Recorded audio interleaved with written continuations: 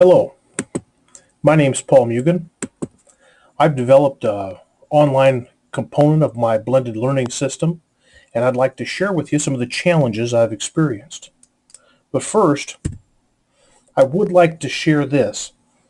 If you build a blended learning system, it's going to revolutionize your teaching, it's going to re-energize your teaching, it's going to bring you closer to your students. The challenges I'm about to point out are real, but it's not going to be easy, but it's going to be worth it. In every challenge, there is opportunity. Yes, there will be challenges. To build the online portion of my blended learning system, the first thing that I ran into was the scope of the project. My current website has 86 web pages, thousands of links, many vocabulary terms that are linked in a hovering fashion. All of this needs to be maintained.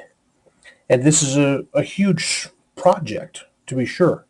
But it didn't happen overnight. This is 5 to 7 years worth of work. And now that I have it in place, the tweaks that are needed for maintenance don't seem to be quite as daunting as the idea of building this when I started. Get it started, get it going, it'll be great, and it'll be great sooner than you think. Whether this is a challenge or a blessing, I'm not real sure. There's always going to be something new code to learn, new things to add to the website. I'm currently adding YouTube videos that I can now caption to increase accessibility of the material. I'm going to add some online asynchronous discussions through Google Groups. And certainly for biology, there's always another topic to add. Once we have some blended learning rolling, there's going to be some challenge with acceptance and buy-in, and one's going to have to be prepared to deal with that. From the student's perspective, blended learning requires active participation. It's not a sit and get, and the students will push back, especially those students who've been successful in a sit and get lecture to me kind of situation. Same is true for parents. The desire for the old school, that's not the way we did it when I was sitting in these seats kind of attitude.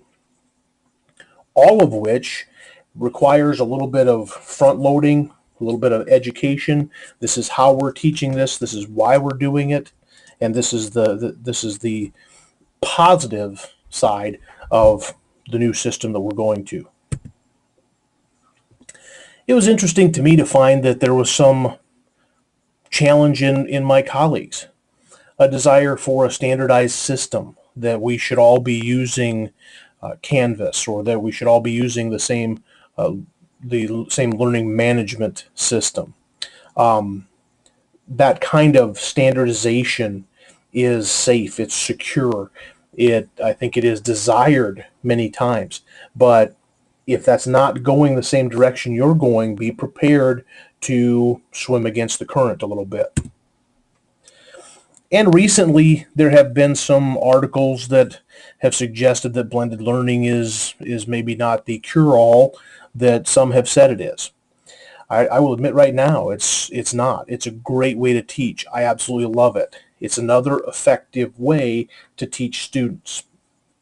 Is it the only way? Certainly not. But at the same time, I think the benefits far outweigh any negatives. Challenges with technology are, we're not going to be able to avoid those. Student care of the devices.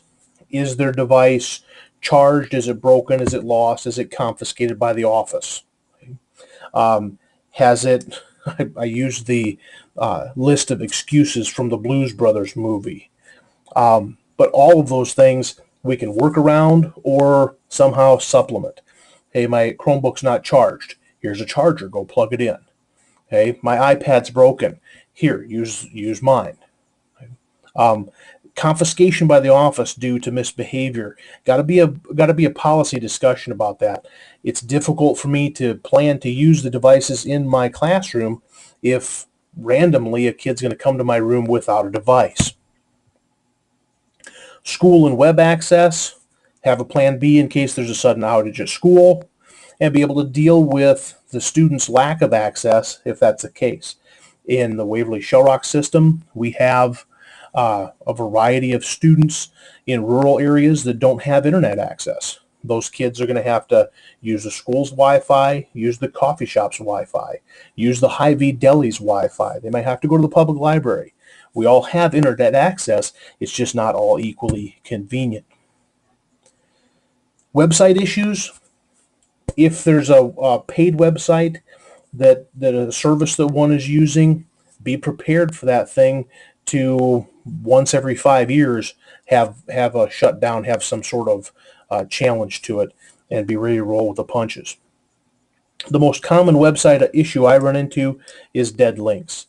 If it's whether it's the Smithsonian Institute or Bob's Biology, if they reorganize and change a URL, that change in URL is going to cause your site to have a dead link, and be prepared for regular maintenance of that.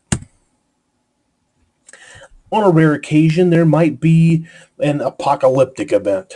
In 2012, we updated our iPads, and that update caused every single embedded YouTube video on my website to become non-functional. To recode that and fix all of those videos took about 4 months, and I pecked away at it to get it finished up. Be ready to maintain once you've built, and roll with the punches, because tech troubles aren't going to go away anytime soon. It's about balance. Balance family with tech. Balance the more important parts of my teaching. Don't be so focused on building a website that you can't have a discussion with the kid that's having a challenge that day. Be able to balance building your online system with any other thing you have to do. The committees you're on, the coaching you're doing, the sponsorship, the group that you sponsor, all of those things. It's all about balance. There will be challenges, but a blended learning system, once it's in place, is a wonderful thing, and I hope you choose to blend. Thank you so much.